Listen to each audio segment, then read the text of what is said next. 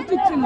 না হয়তো এটা কোনো সরকার থেকে কোনো নতুন পদক্ষেপ নেওয়া হোক, যে অন্যায় করবো, সামনে পিছনে যে অন্যায় করবো তারা সাথে সাথে মারা হবে, তারা হত্যা করা হবে, যে কোনো একটা পদক্ষেপ নেওয়া হোক। টাকায় খাবে, আমরা জানাজা দিব আর জেলে বসে বছরের পর বছর করে খাবে, আর কিছুই করবে না।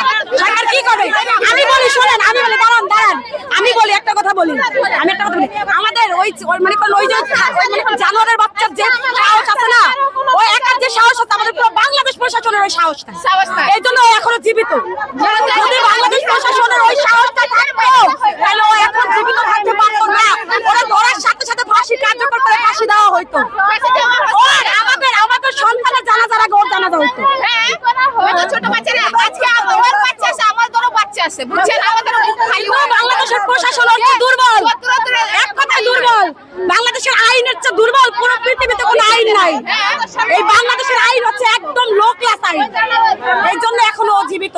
কয়েকদিন আগে আসিয়া খুন হলো, তার আগে আরেকটা বাচ্চা খুন হলো, তারপরে 2 বছরের শিশু খুন হলো। ওরা কি দোষ করতে হবে? আমরা ভাবলাম আমরা নারীরা খারাপ, কিন্তু প্রাপ্ত একটা বয়স পর্যন্ত তো যাইতে হবে, একটা প্রাপ্ত বয়স পর্যন্ত আমরাই যাবো। আমাদের সময়টা কেন দিবেন না? আমাদের বাচ্চাও বাইর হবে।